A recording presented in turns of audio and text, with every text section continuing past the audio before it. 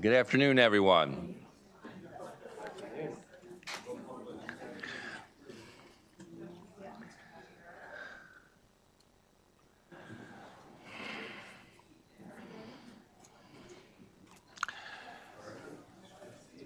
So we're a little light on members today, but we're strong on interest. We're going to get going here in a second. We have a couple members from the B&T Committee, Senator Carrozza, Senator Washington, we look forward to hearing everything you all have to say. Where's my agenda? I had one around here a minute ago. I believe it's Chancellor. You have yourself and some others you want to come up? Yes. Great.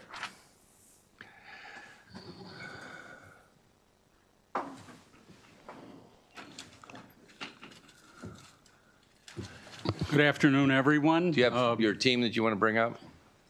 Yes. Chair Gooden, do you want to come up here? And let me have President Pines, President Gerald, who I know is here, yeah, and Mr. Jefferson. Great. Mr. Chair, Senator King, Subcommittee Chair, Senator Washington, Subcommittee Chair, committee members, thank you for giving us this chance to talk with you today.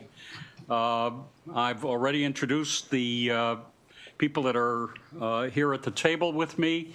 I also have presidents of our institutions behind me, and I'd ask them to stand. Thank you. I thought you said you had presents from your university. He has that too. That's the only way I could get Zucker here, right? Before I begin, I want to acknowledge the magnitude of the newest deficit projections out of DLS, understanding that they could grow even worse. So believe me, we appreciate the difficulty of your task as we head into the legislative session.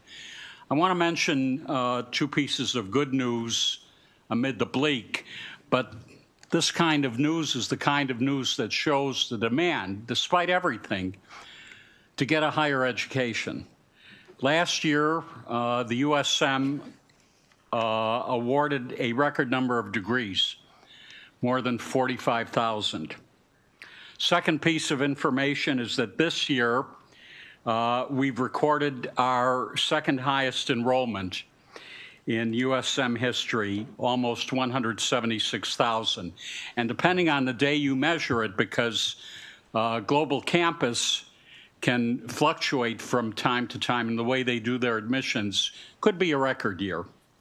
Our undergraduate and graduate enrollment outpaced increases at public universities nationwide. Taken together, we saw our fourth straight year of growth at our HBCUs. And we're proud of these numbers, not only because they prove students' faith in the value of what we offer them, but the net of it is that these learners and their degrees contributes to a workforce that drives Maryland's prosperity. There's a straight line between education attainment and economic growth. More degree holders in Maryland means a higher GDP, more jobs filled and created, higher wages, more spending, a richer tax base. But all of this is in jeopardy because we expect federal policies will hurt enrollment going forward. Across the country, new international enrollment has dropped 17% this year as the climate chills for visa-holding students. the administration's divestment from university R&D and its termination of federal student aid programs will hurt our graduate enrollment, especially in health and science and technology. Federal actions that strain Maryland's budget and household budgets will shrink access for low and moderate income students, families at the margin. There is no question that this environment, which I think it's fair to say is hostile to higher ed, will test our strength. Let me begin with aid to students. While last summer's reconciliation bill largely preserved Pell eligibility and undergraduate aid, we still have 8,000 existing students affected by caps to federal loan programs. Most of them graduate and professional students. And you'll hear more about this from our student. And while we're monitoring the potential impact of lower loan caps deriving from the proposal to remove several degrees from the professional classification, you've heard a great deal about nursing in recent days. What we know right now is that we have 6,000 students affected by termination of the Grad Plus loan, which serves as a bridge between the total cost of attendance and other aid. More than half of these 6,000 borrowers are professional students at UMB. Yes, and among the programs affected is medicine, where 40% of our students borrow through the Grad Plus loan. As you know, physicians are critically needed in Maryland, especially in rural regions. It's a story for another day, but UMB is working very hard to increase the number of physicians on the Eastern Shore. We fear that dismantling the kind of access to money means we'll lose aspiring providers. Again, I'll let our student council president speak. Mr. Vasquez Reyes, to my right, is among the unknowable, really unknowable number of prospective students, those considering college or grad school, whose plans for a degree are now compromised, who may abandon those plans altogether because the money simply isn't there to help them.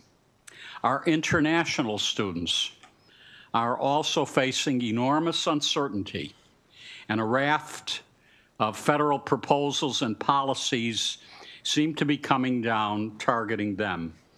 High-profile detentions, deportations, travel bans, untenable wait times for visa appointments, whether it's the F1, visa fees, the H-1B visas, a 4-year limit on study in the United States, even for PhD students, and limits on their post-degree practical training. All of these will inhibit international students and the scholars' ability and desire to learn and work here. They'll constrict the pipeline of international talent that fortifies our academic strength and scientific innovation, that grows our global networks and our global collaboration. In fact, as the system this year, we've lost nearly 1,000 international graduate students compared to last year. Most of that reflects depressed enrollment among new international students, particularly at the master's level. This is especially concerning because many of our international graduate students, who number 5,500 this year, are graduate assistants as part of their study, and they work in vital research and teaching positions. If they leave the United States for countries more welcoming of international talent, their absence would affect our scholarship, our operations, and puncture a sizable source of Maryland's economic activity. Statewide, this is what I mean by that, statewide international students contribute $1 billion to Maryland's economy. They support 10,000 jobs. Now, while our international enrollment at the undergraduate level actually climbed this year by 9%, we credit that to an admissions cycle that had already begun by the time the administration transitioned in Washington. That timing, therefore, is not going to save us next year. And we'll almost certainly be challenged to recruit new international students across the board and recover the losses that federal policies have precipitated. But this radical walking away from academic R&D is what's done the greatest damage to the work of our universities and to our social contract with the people of the state and the nation. Last year, the system expended $1.6 billion in research and sponsored programs, and fully $1 billion of that was research funded directly or indirectly by the federal government. So the federal withdrawal hurts the work we do every day, our work to cure disease, to end our climate crisis, to protect our national security. It goes far in dismantling the research infrastructure, the data sets, the trials, the workforce that takes us literally generations to build. It imperils our commercialization capacity, the products, technologies, and companies we make from our research. Last year alone, we launched 17 startups, earned 108 patents, executed 39 licenses on our intellectual property. That's commercialization. And that enterprise is at risk. Since January, here are the numbers.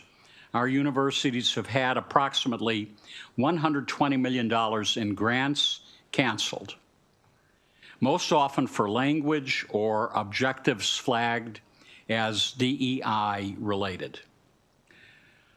Of course, total funding lost is always in flux as new grants are continually put at risk and as we fight to reinstate every one of them. But the fight takes money. Significant time and resources spent in grant review, defense, and litigation, which strains already stressed operations. Meanwhile, the slowdown in new awards poses another grave threat. The two biggest agency funders to universities, the NIH and the NSF, are making fewer grants in every area of science and medicine. So that's new awards, and that's what we call competitive renewals. The constriction at NIH, for instance, cripples life-saving work at UMB in vaccine development, infectious diseases, health equity, genomics. I often talk about the fact that I was trained as a pediatrician 50 years ago. The things that killed kids then, we don't even see them anymore. How do you think that happened? And the cuts to NOAA, NSF, EPA, DOE, imperil College Park's work in earth sciences, clean and renewable energy, climate research. The shrinking of NASA's budget harms several of our schools, particularly UMBC, a top 10 NASA-funded university. That agency accounts for nearly half of its federal research expenditures. There's still another category of research losses we'll incur. There are proposals to slash the indirect cost reimbursement rate, which could have a massive impact on our system. Indirect costs include the labs where we conduct our research, the equipment inside of them, the electricity that powers them, the staff that support our programs and hold us accountable to the government and to taxpayers. Under the most draconian reimbursement proposal, a rate of 15%, this cost shift would be crippling to our universities. So rolling these impacts together, we anticipate system losses of $300 million over 2 years from our existing research enterprise. That's a huge slice of our $1 billion federal portfolio. And I want to be clear that all of our universities are affected, not just our R1s, but our regional comprehensives, our graduate and professional schools, our HBCUs, and caught in the middle are our people. Without relief, UMB and College Park alone estimate they'll lose up to 500 good-paying jobs. Researchers, research support staff, graduate assistants. If the administration shutters Goddard or keeps starving it of funds, UMBC has at risk 250 research scientists and engineers, staff, and grad students.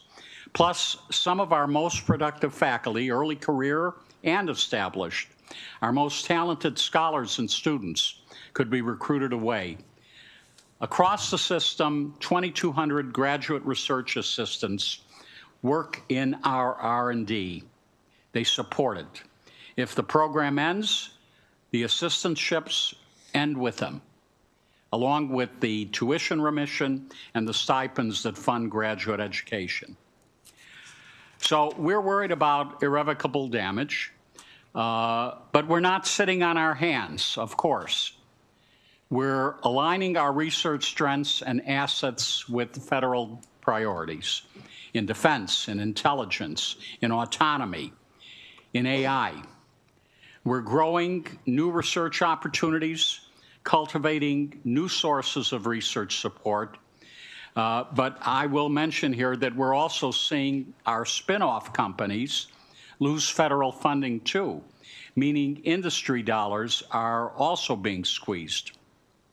This work, this pivot in research and in funding sources takes time, and we can't do it alone. Other states, Massachusetts, Texas, California, are looking to step in where federal support has pulled out. They are proposing billions of dollars to backfill the research grants they're losing. They're doing this because they, as we understand, the through line between university-based R&D and economic growth. Every dollar of research funded by NIH, for instance, generates more than $2.50 in economic activity.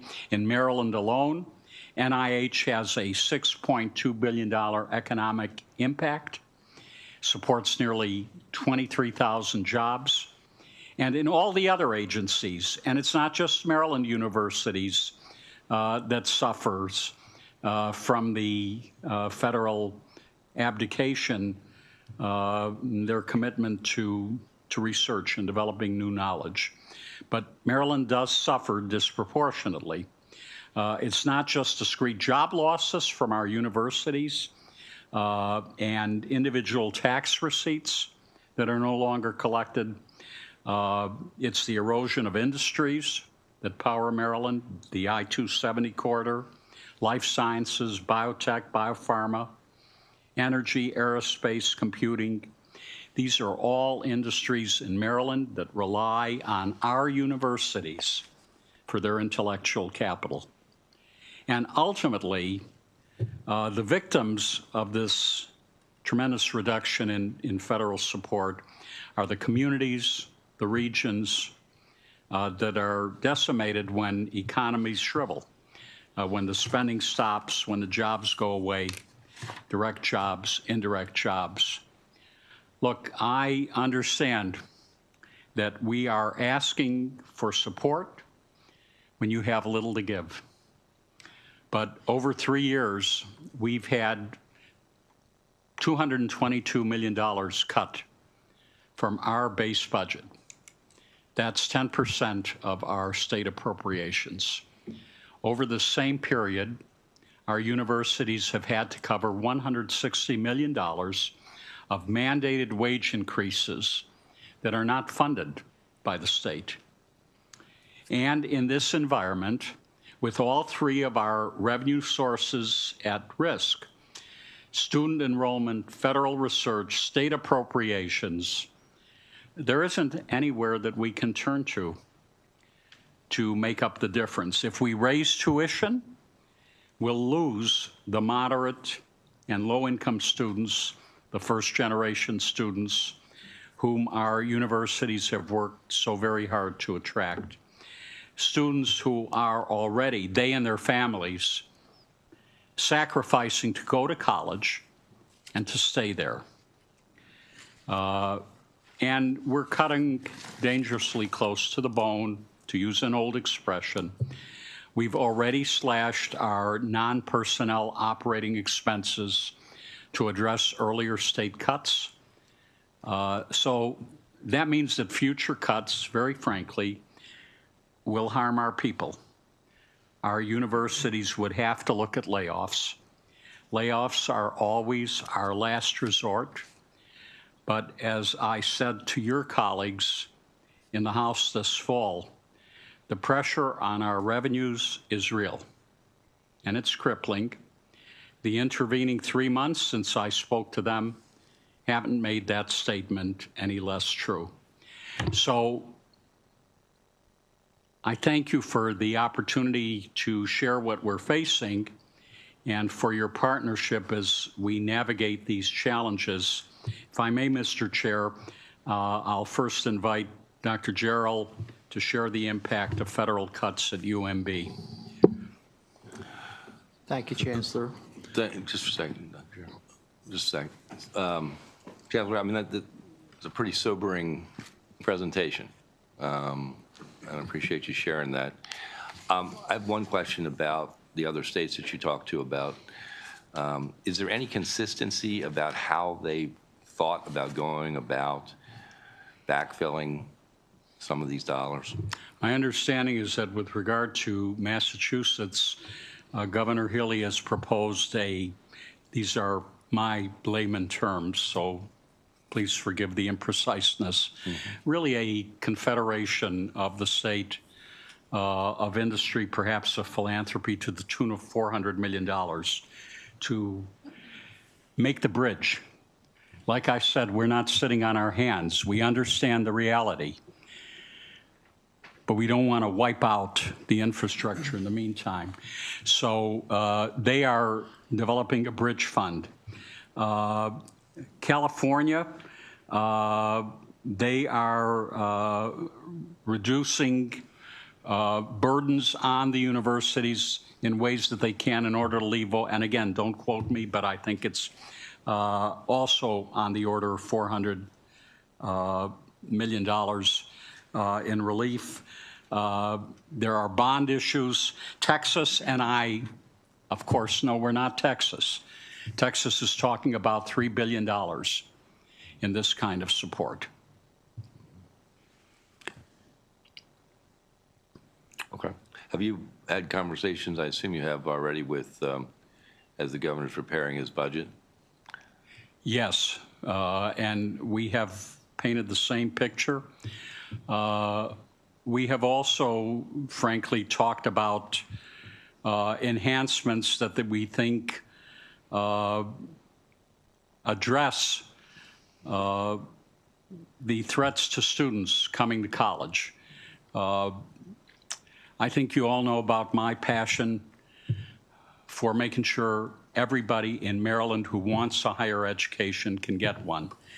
If we don't sustain that, we're sunk for a good long time. So we have talked in very specific terms about things that we need in order to create as many pathways as possible, despite everything that's being done that will discourage people from coming to college. Okay, thank you. Dr. Jarrell. Oh, I'm sorry. Senator? Thank you, Mr. Chair, and I thank all of you for coming here today. I teach my other hat, so I'm a professor at MICA, so perhaps we'll get a report about the impacts on the MICUA system as well. But I think it would be helpful as we're going forward, thinking about or maybe the speakers that follow, sort of separating out the graduate programs and then the undergraduate impact. And then thinking about how some of our formulas, the importance sort of the graduate population to sort of subsidizing in some ways the undergraduate education program. So, listing those two out. And then the other one would be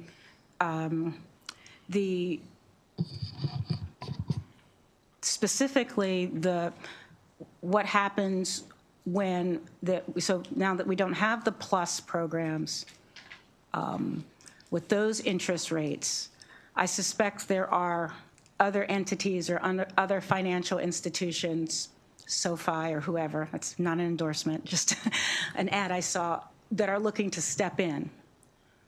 So is there any contemplation of some other type of financial institution or entity stepping in that could also offer those rates? So one, separating out impacts, undergraduate enrollment, the graduate school sector, and then when it comes to financing, specifically targeting those professional degrees that have been targeted by this administration, and creating an entity. We do something similar. DHCD has the financing, et cetera. So those.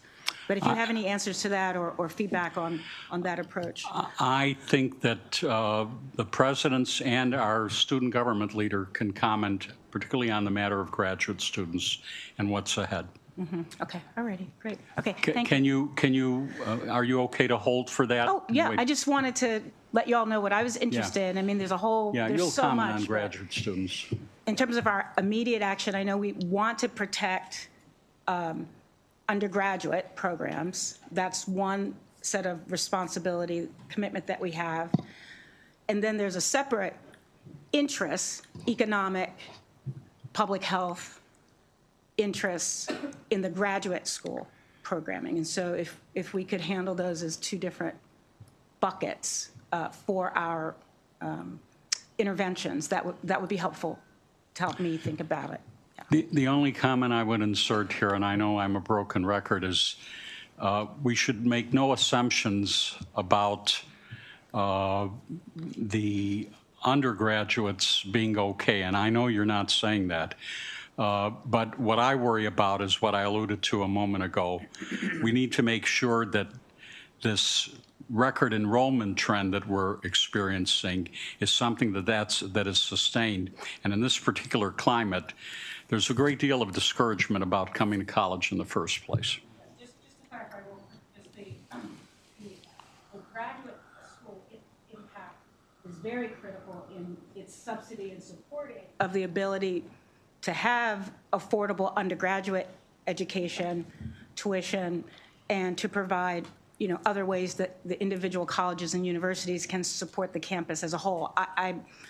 Just the analysis I want to separate out, and that there might be different interventions that we do for each sector. Absolutely. Okay. Thank you, Senator. Thank you. Did you have a question, Senator Carrozza? No. I saw your light go on for a second. Before you say, I need to do one more introduction. For years, sitting next to me was Erica Schisler, who you all worked with for many, Yes. many years. And she's moved on to better pastures within the Department of Legislative Services. And we thank her, of course, for those many years. And I wanted to introduce you to Matt Boussard, who you'll be working with, and your staff will be working with, and I'm sure you'll get to know each other very well. We could have picked a better time, I assume, but Dr. Gerald? Dr. Gerald. I'm so sorry. We've cut you off how many times before you got I'm started? down to 30 seconds. Chair Gazone and members of the committee, thank you for hearing us. I will speak primarily about biomedical research, and it is pretty much all about graduate education and professional education of MD, and that we'll leave off for the moment, but it's graduate education that we're most concerned about. And to do biomedical research requires a special mixture of ingredients. It requires really high-class investigators in high-class labs. It requires attracting the best brains around the world to come study under those individuals and become investigators. And it requires sustained, predictable federal funding. And listening to all this discussion, there is no replacement for the federal funding. It is so spectacular. It's so meritoriously driven. It has been a wonderful thing to help us develop what I would call a really first-class research institution. And I thank you for your support of that. However, as the Chancellor said, these things are evaporating, and they're evaporating very quickly. They're being dismantled. The research enterprise across the board at UMB is at risk. If you look at just new grants, and new grants fill the pipeline as other grants expire. New grants fill the pipeline. We've been cut 22%, and that's just starting. The biggest hit has been around, it's not theoretical anymore. It's practical. You can see it in your hand. You can see it on your spreadsheet. We now have concrete evidence, and we're navigating grant terminations. The federal shutdown delayed grant review another month and a half or so, and we predict at least over the next 2 years there will be declines in federal funding. As the new grants don't get funded, we'll drift down to at least $60 or $70 million over that period of time. You, of course, the state have invested heavily in UMB to be this world-class program, but take a look at the effect of some of the federal program cuts in programs you've helped us build. One is vaccine development. You all remember COVID, and you all remember how the Center for Vaccine Development at UMB was involved at every level. The vaccine development has been gutted, at least 40% cut already. And I learned just this morning from a group of faculty, a grant that we've had for 3 decades called the VTEU, the Vaccine Testing and Evaluation Unit, a premier program in the world. It may get refunded next year. If it gets refunded, it will no longer have the word vaccine in its title. It'll now be called the Center for Testing and Evaluation. Vaccine is off the horizon for us, a crazy thing. Genetics and genomics cut by 47%, mental health and addiction by 43%, neurological diseases by 25%, cancer research has been reduced by 25%. How can they do this? These are things that are nationally recognized programs, and it means that we risk losing a whole class of senior and intermediate career investigators, people very expert in an area, and to your point, the next generation of researchers. Funding from the federal government for PhD students has been reduced by 60%. Which means that we're not going to have young minds in our labs, assuming we have labs that are funded. Yes. The thing that, all of this is just like a nightmare to me. But what, I guess my question is, will we have the ability to hang on to the vaccine information? So, I mean, it's going to be years before we can ever recreate, is my guess. But we don't want to have to go back to starting. Are we going to be able to retain stuff and once this nightmare is over to move on? Talk about how a clinical trial gets killed. Well, then you can't rescue it. Let me say we cannot allow that to happen. And at UMB, we have set of priorities of what we have to maintain, and vaccine development and cancer are right at the top of that. We risk having our vaccine people recruited away. We already had the director recruited away to an industry position because she didn't know about the stability of the program. So I think my answer to you is we have prioritized that. There is a limit to how far we can go, but that's going to be our first priority to maintain exactly those kinds of programs. And to that point, this committee was extremely supportive of restoring the cigarette restitution funding last year. All I can say is thank you for doing that, because at least for the next 12 months, the Cancer Center has viable clinical research programs, translational research, because without that money, with the cut in federal funding, I don't know where we would be in that. And as the chancellor said, it's not just basic science in a lab, it's we've got a new drug, we want to do it in clinical trials. You need a cancer center to be able to do that. So that stability in the CRF funding has gone a long, long way. It's not limited to the Cancer Center. There are many deep research programs that we have. We need to keep the training funding, and I want to emphasize we have to keep our graduate students funded too. We have to keep them in the pipeline, and we have to give them assurance that they have a position, that it's funded, and that there's a lab that they can work in so that they can get their PhD.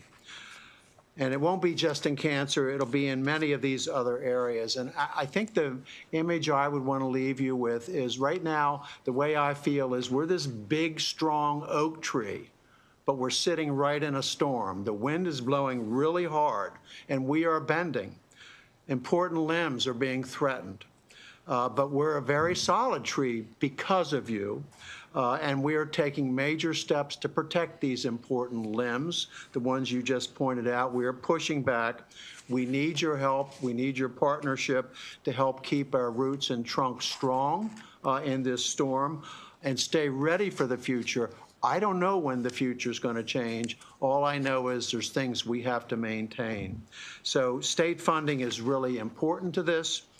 We cannot absorb additional cuts if we want to keep this trunk strong. It will weaken us significantly without them. So happy for questions.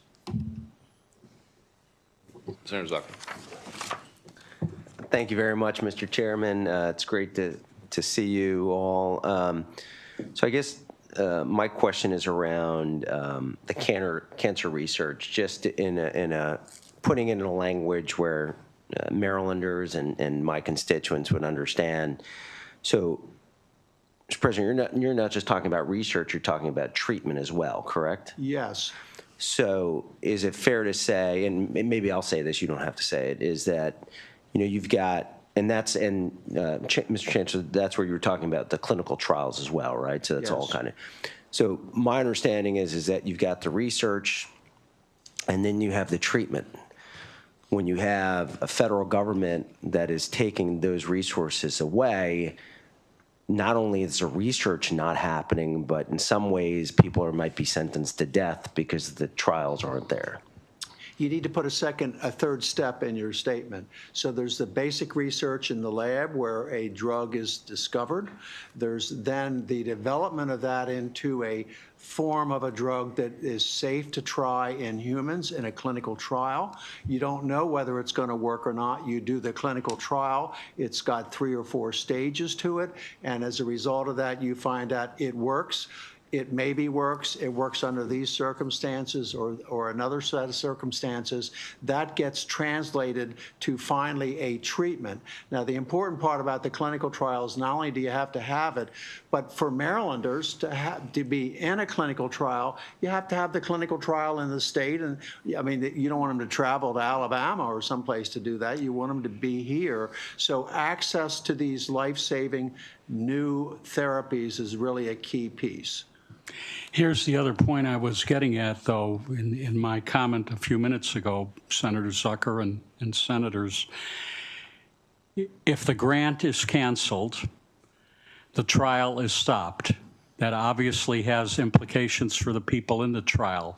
But nobody should make the mistake that if the spigot gets turned on again, you can just call everybody back and say, we're ready to go again for all the obvious reasons. That's the tragedy. Yeah, and you've got people who were depending upon you, and now they're told they're no longer in the trial. And that's really a strong ethical concern that we all have about clinical trials. Yes.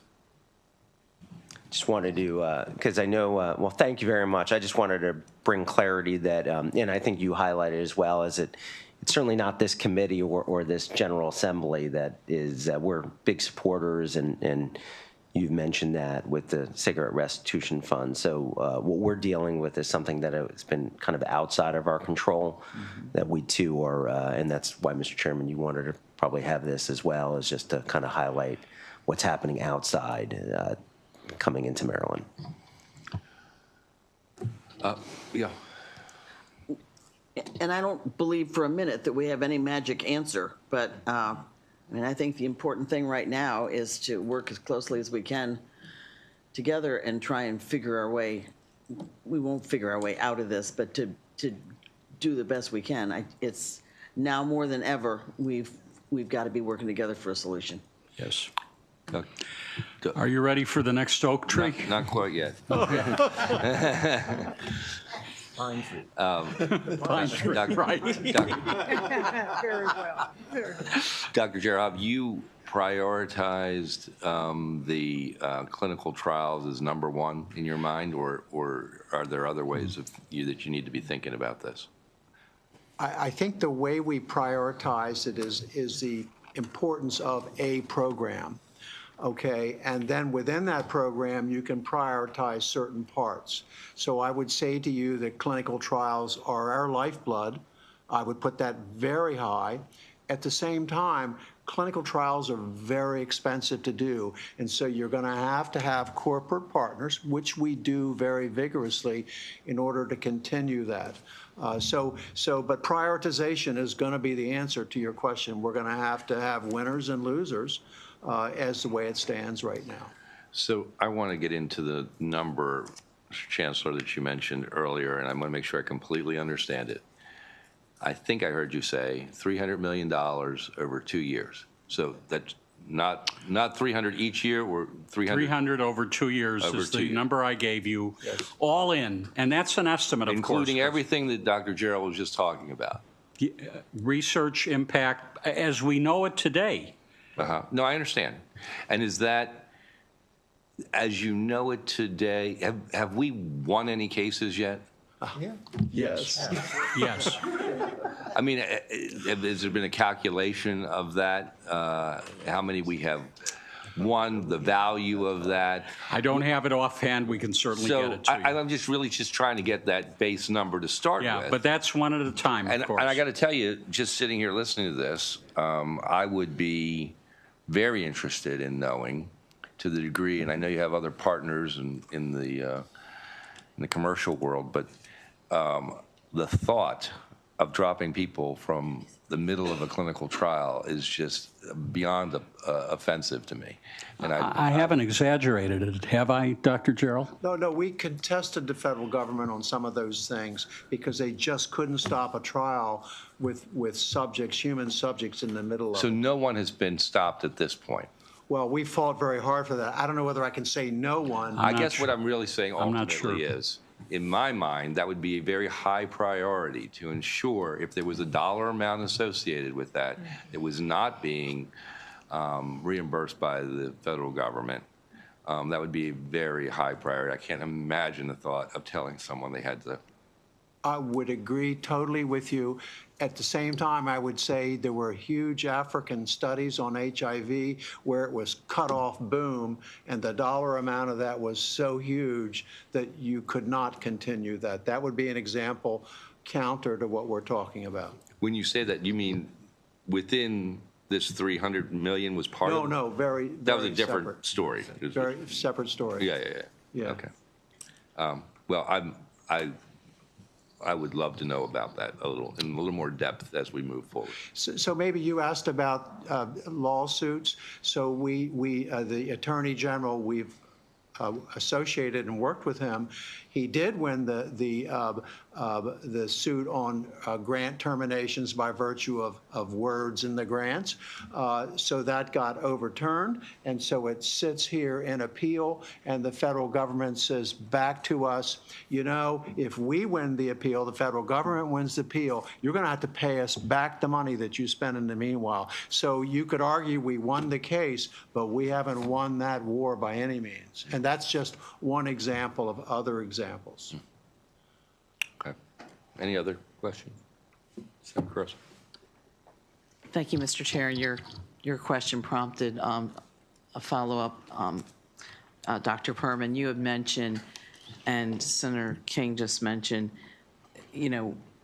what can we do? So, and I heard you say, look at some new areas, and you mentioned defense intelligence, AI. And then you also mentioned at some point in your presentation the partnerships with the private sector. And again, I understand you are giving us, factual information, and then also, I think, sharing worst-case scenarios. We, of course, don't want worst-case scenarios when we can build partnerships now.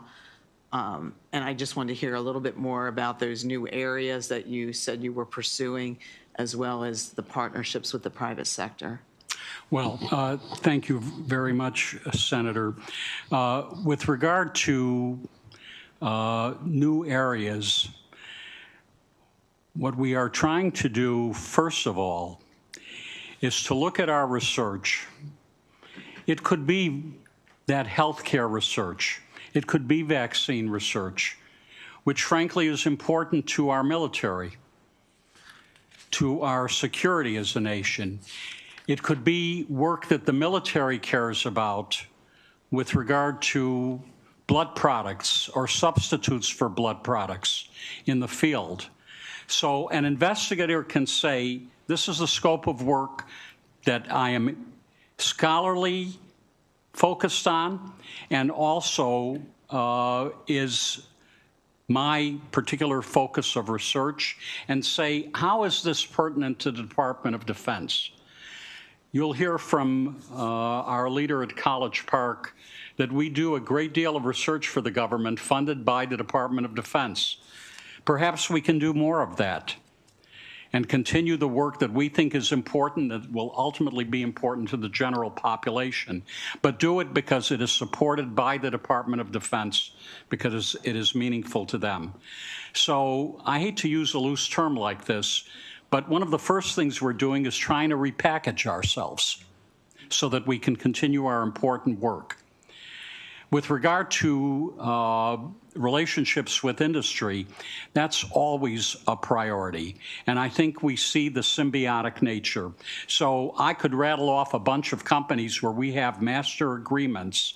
We want to grow those master agreements. We want to cut the red tape by putting in place master agreements so people can partner with us and we with them very readily. Those are examples I would give you. Thank you.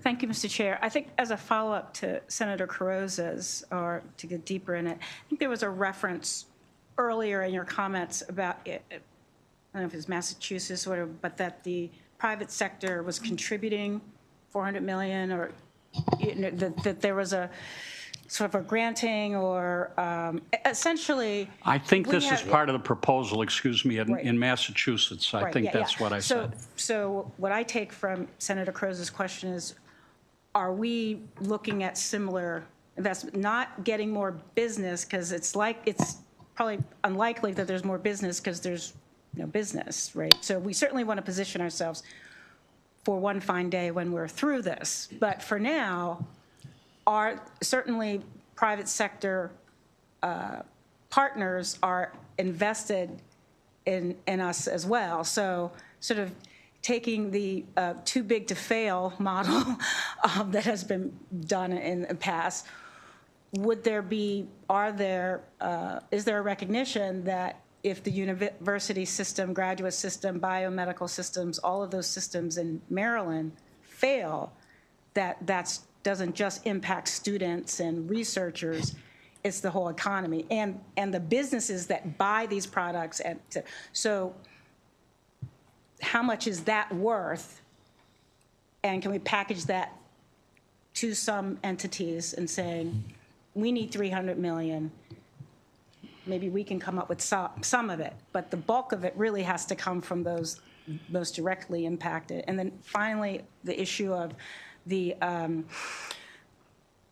I get we have studies around the world and trials around the world. But again, in order for us to sort of get our handles on a manageable population, there are people in the state of Maryland, are there people in the state of Maryland that are currently part of your trials now, residents, constituents, taxpayers, who could possibly no longer, where their participation would be cut off because the funding stops? And does that have a dollar amount, and is that something we could wrap our hands around to make sure that there's no one in the United States, in our state, that is not getting innovative treatment for cancer? Or is all the cancer research someplace else?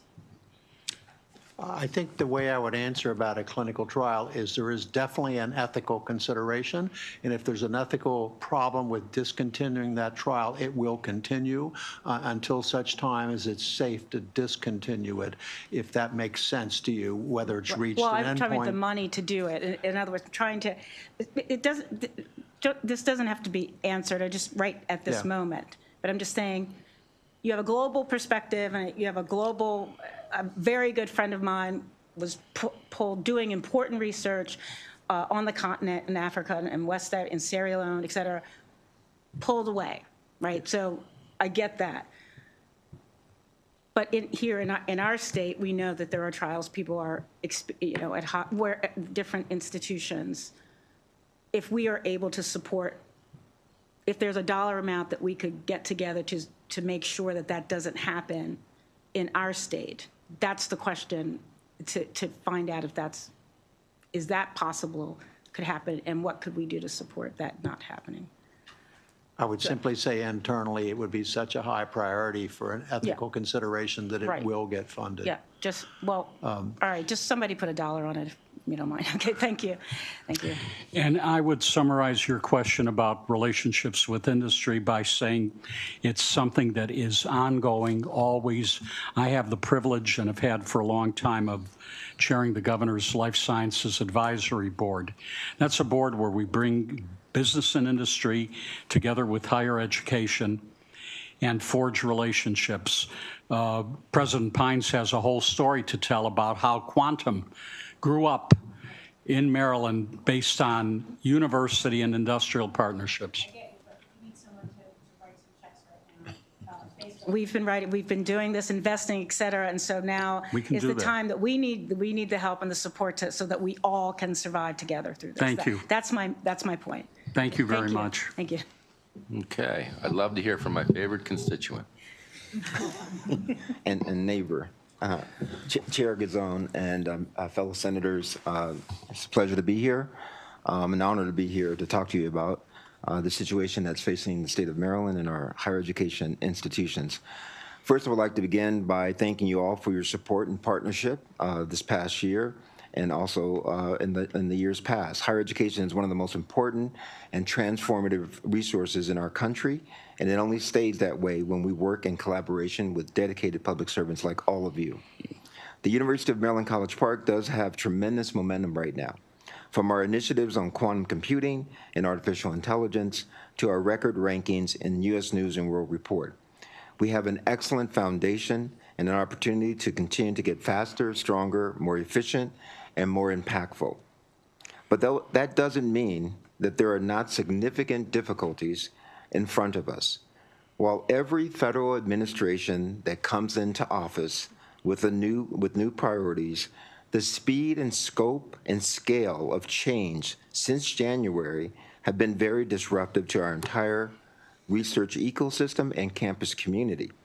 From research funding to financial aid for undergraduates, to immigration policies, to Grad Plus programs, our students, faculty, and staff have been operating in a very uncertain and stressful environment for now over 10+ months. At the University of Maryland College Park, we've had about $30 million of federal grants and contracts canceled or delayed or paused, which represents a real loss for dozens of faculty, researchers, and staff who relied on it to do very important work. The health of our research enterprise is also going to be heavily dependent on the outcome of negotiations over something that's actually really important to us, facilities and administrative fees, or normally called F&A rates, and reimbursements. Coming out of the block in January, the Office of Management and Budget announced that across the board for NIH, the administrative and facilities fee was going to be 15%. I want to emphasize that F&A fees and F&A rates does not represent free money. These funds are part of the foundation of the partnership, the compact, between the federal government and higher education institutions to do research on behalf of the country. Where our upfront investments and overhead costs are reimbursed to support and encourage cutting-edge innovation and research, F&A supports research security compliance, lab maintenance, utilities, building security, hazardous waste disposal, data processing, and other regulatory compliance often mandated by the federal government. And just as a number, over the last 20 years, there has been 200 new regulatory compliance policies throughout all of the federal government that have been imposed on higher education and research institutions like ours with no additional funding. But we have to be responsive to, and we want to be responsive to. It may be the case that our national research enterprise has to look a little bit different in the 21st century than it did in the 20th century. But that discussion needs to be done in partnership and with clear and open communications. So let me pause and give you an example of the impact of what we're all talking about. So how many of you today, I'm looking at you senators, have used Google? Just raise your hand. I know all of you have. How many of you used ChatGPT? Some of you have. Okay, so I want to just paint this picture so you understand the magnitude of the dynamics of research innovation. How many of you also, let me see if you're doing some Christmas shopping, how many of you used Amazon within the last week? Okay, excellent. Now let me tell you where I'm coming from. Jeff Bezos is the founder and CEO of Amazon. His family immigrated from Cuba. He was a graduate student at Princeton.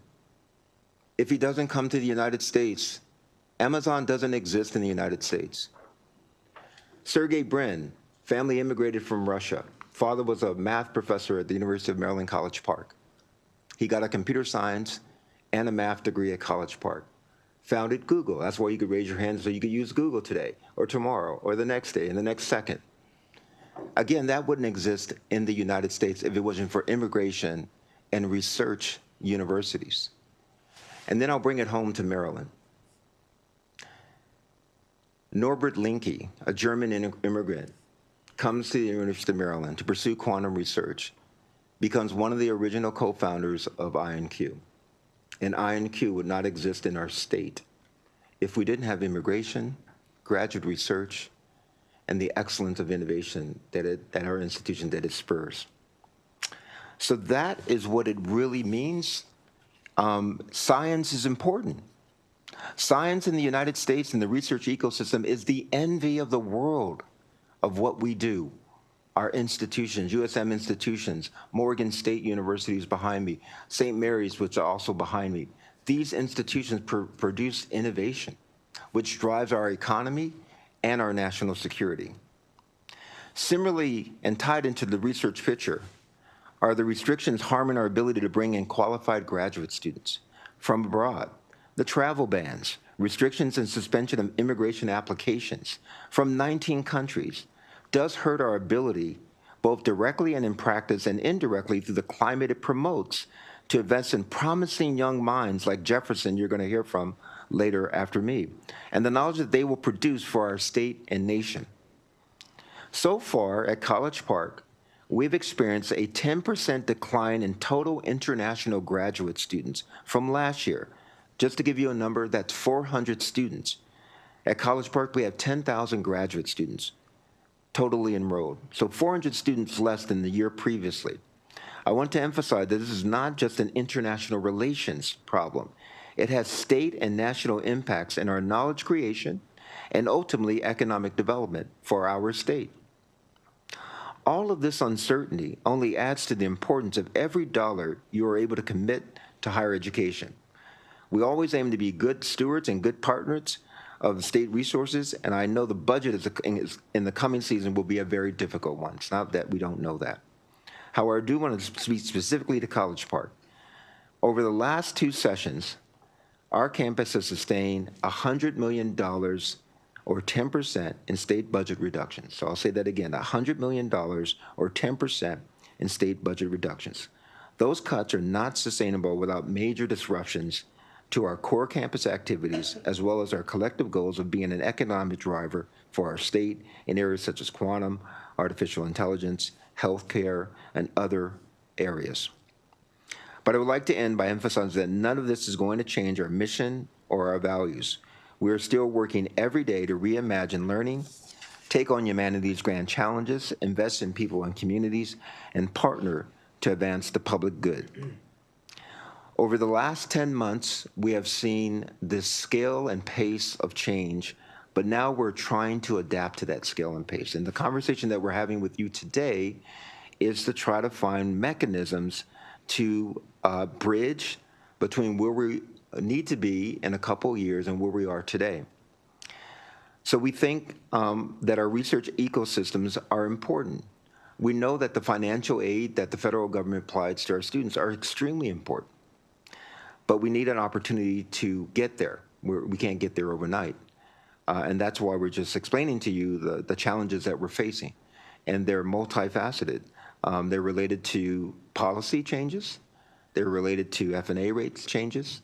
They're related to termination of certain topical areas that are of importance to our state. But ultimately, they're going to affect the economic security and national security of the United States. As you heard from Chancellor Perman, we have, at College Park, have made a strategic decision to partner significantly with the federal government and to partner also with the state at the same time, especially in areas like quantum and artificial intelligence. So we announced 2 initiatives, one with DARPA, which was in quantum and benchmarking, which the state puts up $50 million, and the Department of Defense puts up $50 million. And these are the kind of partnerships that we're going to need to move forward to continue to thrive in this new environment and meet the needs of our nation and our state. So as we all navigate all of these challenges, we will maintain our mission as a university that pursues excellence in all that we do, or providing everyone the opportunity to succeed. Thank you again, and I look forward to hearing any questions that you may have for me. Thank you.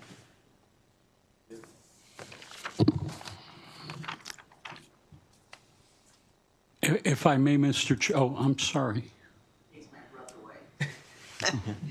I wish I had some answers. It's a very kind of a frustrating hearing today. It just looks so dark. But I would say we're not. We're painting you the actual reality of the picture, but Exactly. we're optimistic.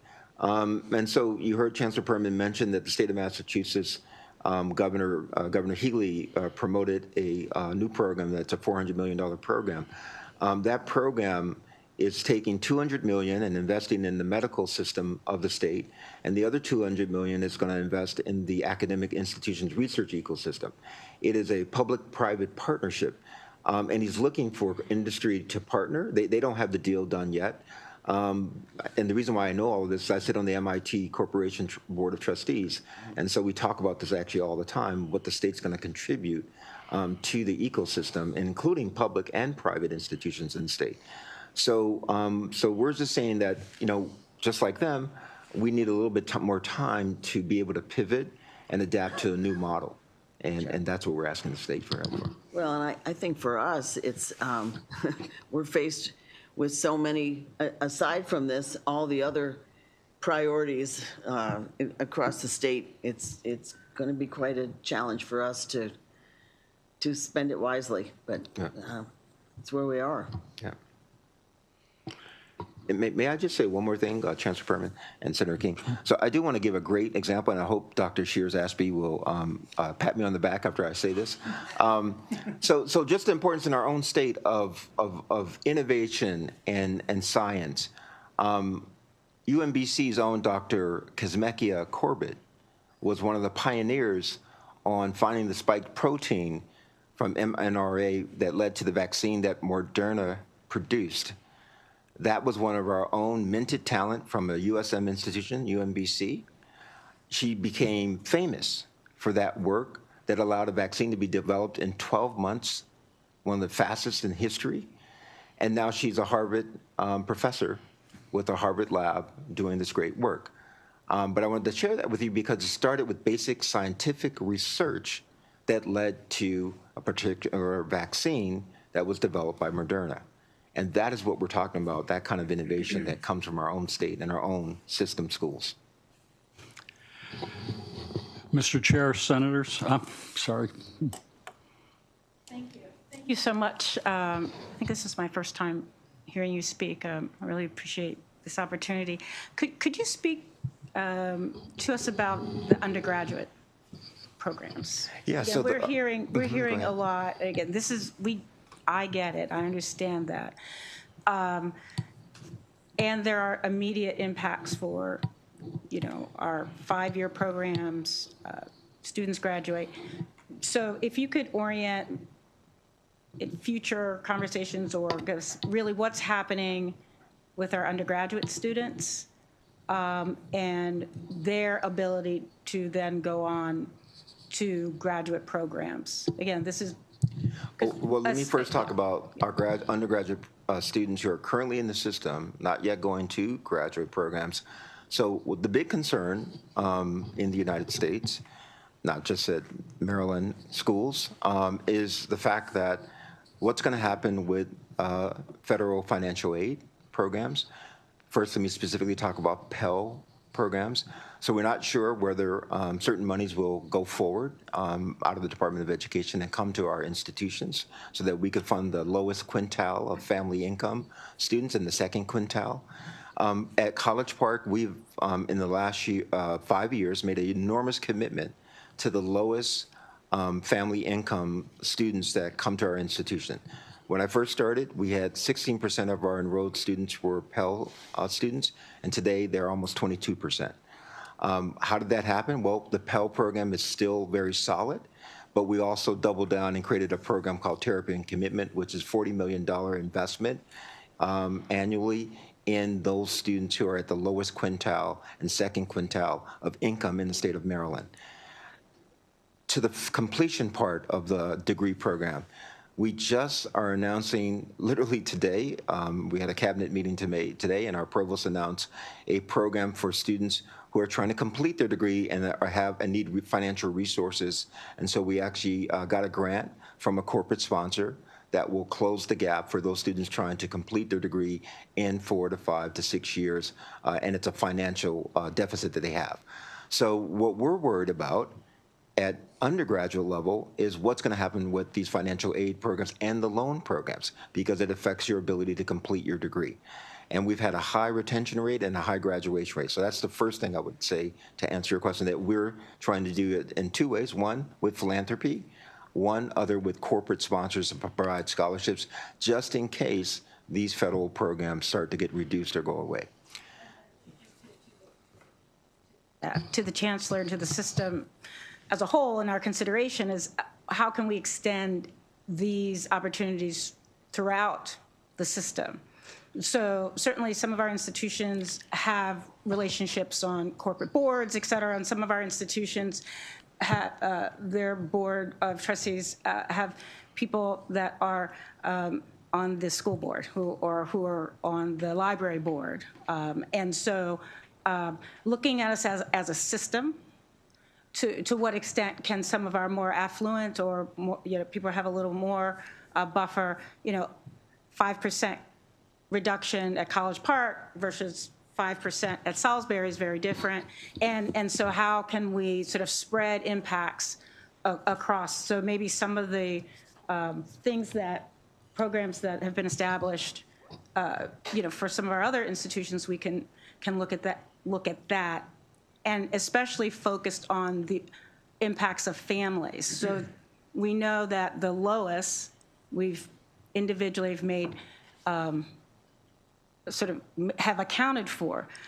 But as you know, given the significant proportion of our state that is employed, of our higher earners who are employed in sectors related to the cuts and things that are happening, how are we going to accommodate people who don't qualify at that lower end, but now are not in a position without mortgaging their homes or other things to continue the education? So I think that's where I'd like to hear all the institutions looking at Maryland families, or this could be New York families or Ohio families or whoever are currently being educated in our system, the impacts on those families today, I feel we can get a handle on that. That doesn't mean we're not going to pay attention to the broader issues of biotech, et cetera, but making sure that we protect the people who are currently in school, the ones who are in high school, who are seniors right now and who are juniors right now, coming up with strategies to ensure that their families, they can continue to get the education and then become the graduate students and so on. So do you hear that? Okay. If I may, I'd like to make 3 quick points in response to you, Senator Washington. The commitment to financial aid crosses the system. We're in a range where we give in excess of $100 million in institution-based financial aid across the system every year. But more narrowly, we also get down to the small numbers, which are very significant. We've made a major commitment to what we call micro grants. You know that students drop out because they've got a tuition bill. To make sure that you're answering it how I'm posing it. I don't doubt the individual institution's commitment, right, to funding, but you're telling us that you aren't going to have the money that you had last year. So expecting the response to just come from the individual institutions or from the system, I don't see that the answer is there. So I think, how can we work together? Because there's going to be a deficit. There's going to be more people that need financial aid. So again, this is not a question about your commitment or interesting programs that you've set up, but you've told us that over 2 years there's a $300 million. So if we have an additional 1,000 families who can no longer afford the tuition because they've been laid off or they can no longer get the loans, that is a problem. I'd be interested to know what that number is, because it might be something that we can manage or that we can get partners to help us manage for all students across the system. That's what I'm just So I take your point, and where you can help us is with regard to what I was mentioning, namely small grants even, that cost students to drop out because they've got a rent bill. Instead of being able to pay their tuition, they're going to pay the rent and they're going to drop out. Those are smaller dollars, and we could use help there. One more example, we could also use help with a program that the state has long had, but which has been frankly underfunded, namely the Loan Assistance Repayment Program, so that professionals who have struggled to get through one of the professional schools can go out and do service to the state, and the state can help them. These are smaller programs, and I'd love for us to consider them together. Thank you. Let's. Can I call on our student? Absolutely. So let me briefly introduce him. Senator Washington, this is an undergraduate student at College Park, an example of how our transfer pathways work. But the point I wanted to make is that he's going to tell you a story about impact on him that has particular impact on me. He comes to my Tuesday afternoon clinic to see patients with me. So you know where he's headed for, and he'll tell you the story about whether that's threatened or not. Jefferson. Yes, absolutely. And thank you for that introduction, Chancellor Pertman. And yes, I'm the undergraduate perspective in this panel today.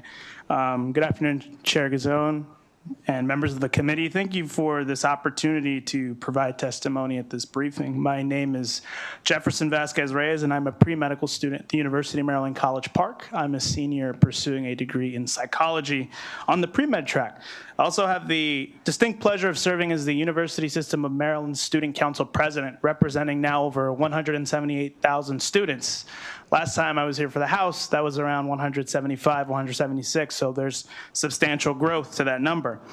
As Chancellor Perman hinted, my inspiration for going to university was to pursue a career in medicine, and that comes from my personal experience serving as a caregiver to my mother and grandmother throughout my childhood, who were often ill. My grandmother's interaction with a Latino physician during her end-stage renal disease diagnosis demonstrated to me that I have an identity in medicine and that we could too be on the other side of the stethoscope. Ultimately, I want every patient that I will see in the future to receive the same level of optimal care and treatment that my grandmother received.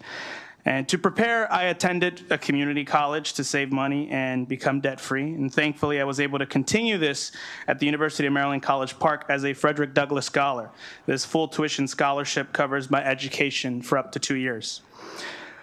I speak today not only for myself, but for countless students across USM institutions who are facing the same barrier to medicine as myself.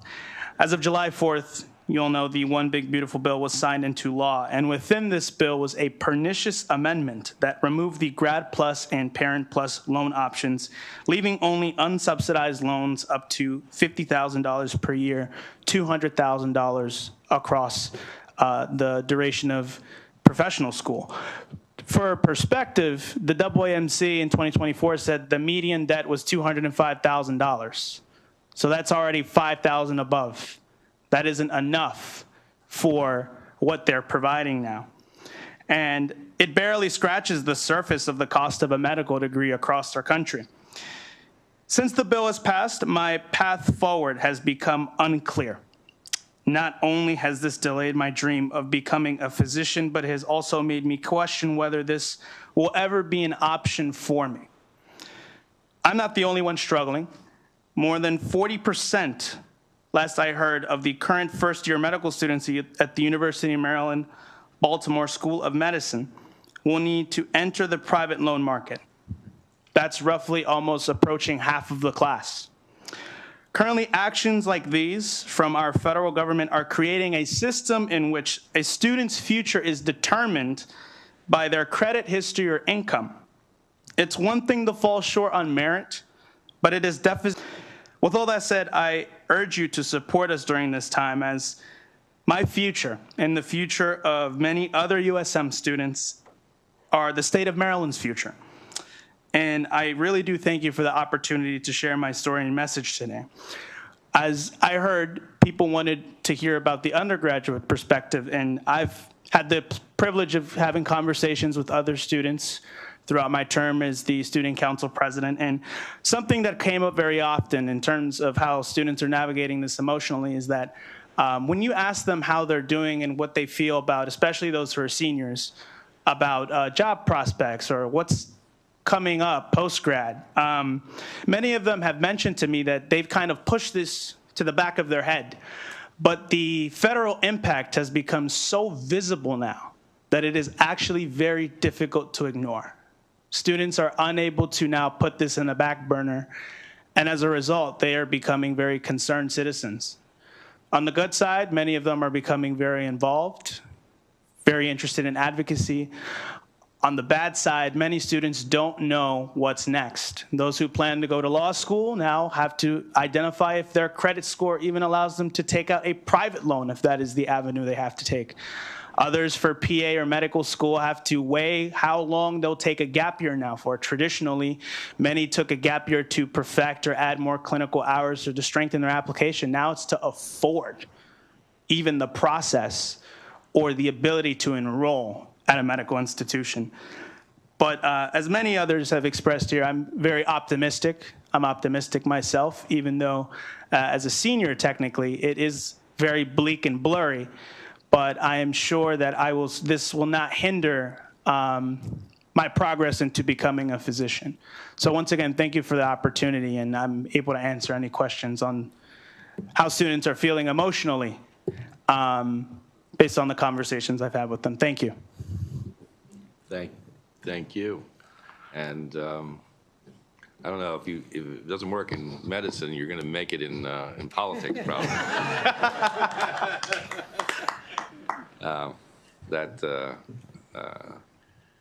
You really got a lot going on and a lot together.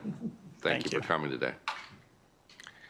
Thank you. Okay, I think Chair Gooden, did you have anything you wanted to add?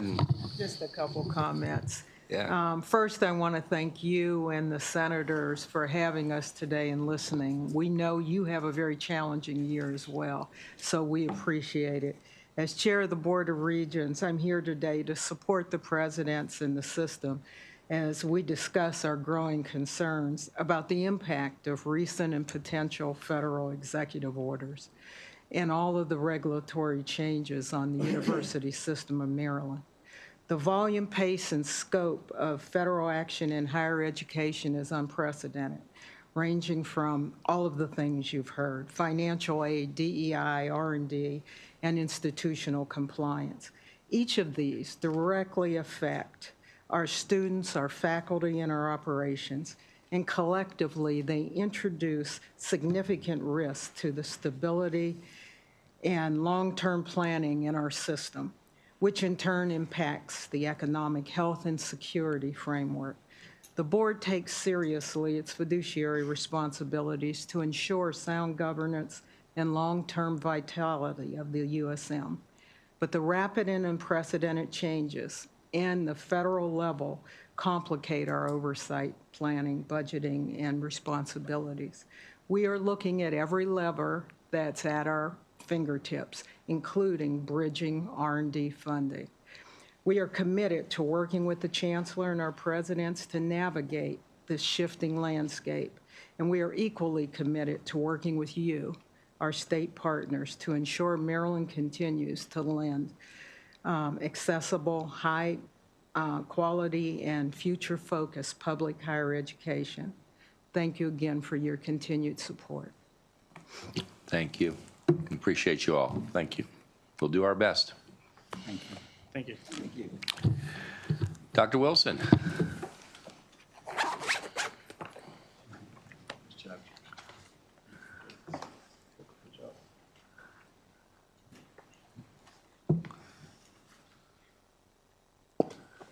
Pleasure to see you. It's good seeing you as well, Chair Ghazani and other members of the committee. I thank you very much for inviting Morgan State University to come and also opine on the impact of the federal climate on our institution. I have several of my colleagues here with me. To my right is Dr. Kara Turner, who is our Senior Vice President for Enrollment Management and Student Success. To my left is David Lachina, who is our Executive Vice President and CFO, and the person who's handing you our written testimony, if you will, is our Vice President for State and Federal Relations. I do want to be cognizant of the time, and so I'm not going to read to you what we have just handed to you, but I do want to make a couple of major points from what we have submitted. The first is that I have been in this business as well for almost 40 years across 5 states, and this by far is one of the most challenging periods in American higher education that I have experienced. And I guess what is baffling to me is why. Why are we at a point in this country where we are deliberately trying to destroy a system of higher education in America that unarguably is the envy of the world? I just cannot understand that. But be that as it may, Morgan State University indeed stands within this constellation at a very, very pivotal place.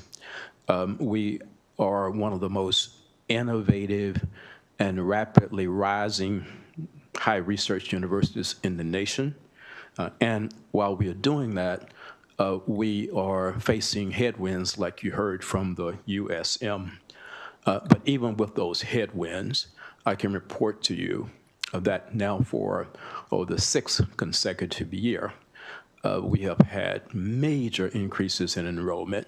We are now at 11,600 students, rounding up a bit. I want to put that in context. At 11,600, we will surpass 12,000 students in the fall because of our increase in retention rates. Morgan will have 1/2 of all of the students studying at HBCUs in Maryland. 1/2 of those students will be at Morgan State University. Also, in this period that we are in, we are seeing an unprecedented number of research awards.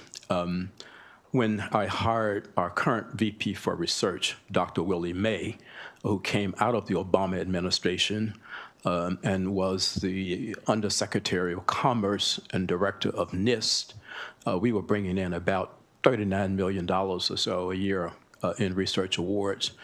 And I informed him that we really needed to get to 50 fairly quickly. Well, if you know anything about Dr. May, he took that seriously, and within 3 years we had surpassed that. 2 years ago, we were at 85 million. And as of June 30th this year, we surpassed $104 million in research awards. So that is really expanding like you wouldn't believe. Also, in terms of research expenditures, that number also has climbed exponentially. So much so that in 2023, the United States Patent and Technology Office, every 2 years they issue a national report on the number of patents coming out of research laboratories of universities across the country. This is the first time in the history of that publication, when they listed the top 100 universities, that an HBCU made the list. Morgan came in at number 98. We were tied with 2 other institutions. And on a $29 million research expenditure base, $29 million, we produced 13 patents. By comparison, this is all public. There are several institutions that are right above us, including the University of Georgia, where the research expenditures there were $560 million, yet only 16 patents. And so our professors at Morgan are taking this seriously, and from those patents now, which right now are kind of moving toward 100, and we only had 1 in 2016. We also see close to 20 startups from that research, and those are companies that are employing individuals who also are staying on here in our state.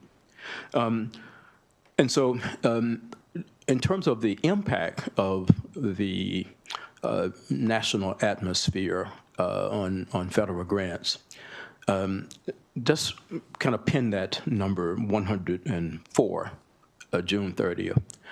So I asked Dr. May if he would make sure that we keep our board informed as to how are we doing in this climate compared to this time last year.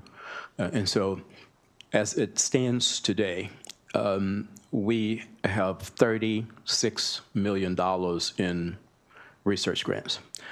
This time last year, we were at 56 million, as you see in the report.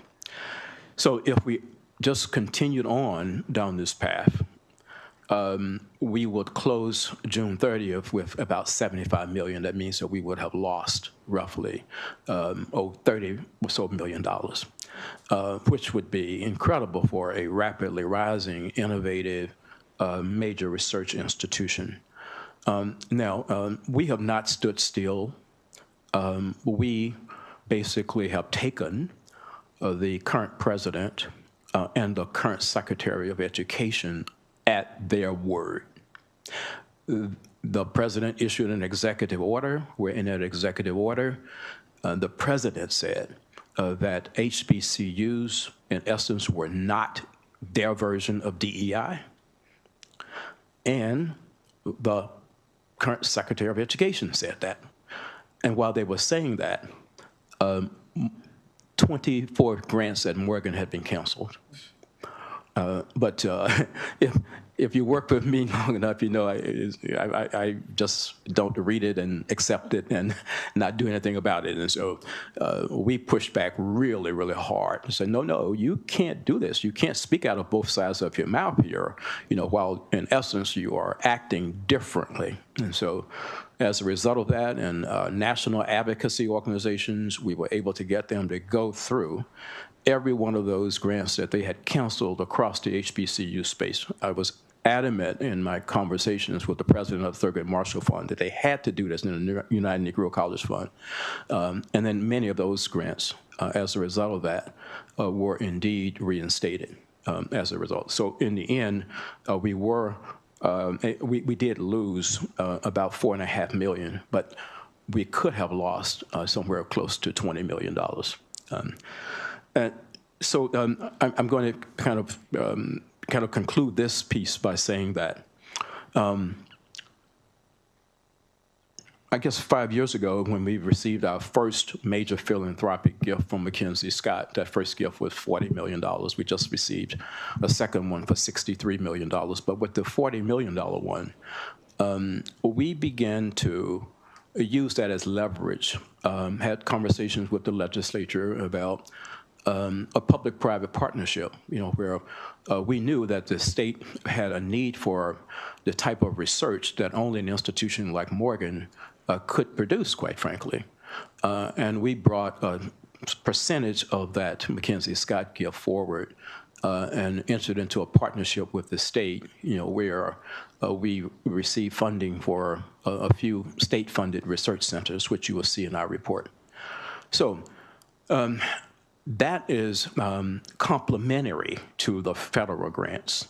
And had we not done that, then we would be in a very, very bad place today. But having done that, we can say fairly definitively that we are still on course at Morgan to become an R1 very high research institution, joining on the private side Johns Hopkins, and on the public side College Park and UMBC, and we expect that to happen when the Carnegie classification system releases its classifications in about a year and a half or so. But that is because of the support that we are getting from the state in terms of our research piece. I have opined on this in editorials that, yes, Morgan is rising rapidly as another one of the state's premier research institutions. But, Senator Washington, we are not losing our soul. And losing the soul is that we are bringing our undergraduates with us. That's the model, is that once we get on that floor, quite frankly, with all due respect to the 187 institutions that are already there, we are not striving to be like any one of them. We are striving to bring something very unique to that enterprise, and it is to put on national display what undergraduates can do in the promotion of innovation, and that's not at the expense of grad students either, because we're doing both of these things well, and we're going to continue to be a dual access institution, a dual mission institution. We're not going to give that up, and we're not going to try and create a university in Morgan where people applaud the number of students we turn away.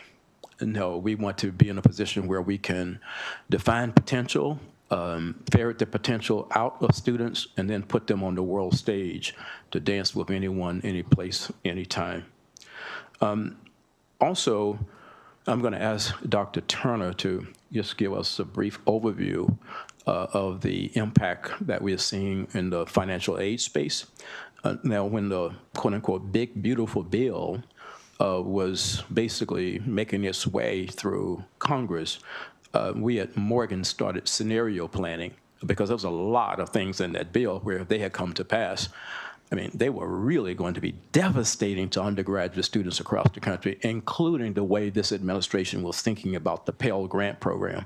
So once again, we put in motion with the other national associations and Thurgood Marshall and UNCF advocacy to get in there and really let these individuals know that you don't want to do that, because this is not just harming your version of DEI. This is basically harming millions of students in Iowa and in Montana and everywhere. So we are very pleased that those did not come to pass. But Dr. Turner, if you can take a few minutes and just kind of give an overview of how we are thinking about the impact on what we're seeing. Sure. Thank you, Mr. President. Thank you, Chair Guzon and senators for the opportunity to briefly speak with you. The discussion here has been really robust around the impact of federal financial aid among our colleagues in the system and our senators, so thank you so much for that understanding and awareness. Just a couple of things, and we do have in our written testimony a chart with a summary of those changes and the impact. So I just want to highlight a couple of things. One, and this is not in our testimony because it's really kind of breaking news now over the past couple of days, the $2.7 billion projected shortfall in Pell, which our population is about 60% Pell. So that sort of shortfall is potentially very devastating to us. There was an infusion of money put into the Pell program in the big, beautiful bill, but they also expanded the programs that were eligible to include short-term workforce programs, and so there's more pressure on the Pell program, and so we will have to pay very close attention to how that shakes out and what they end up doing about that shortfall, because again, that has potentially devastating consequences. Back to the what is in the bill, a couple of things I want to highlight. The Parent Plus loan changes. Morgan parents borrowed about $20 million last spring to support about 2,000 of our students. And so that's about $10,000 a semester, $20,000 a year. The cap that has now been placed as a result of this new bill is $20,000 a year, so our parents are borrowing right at the maximum.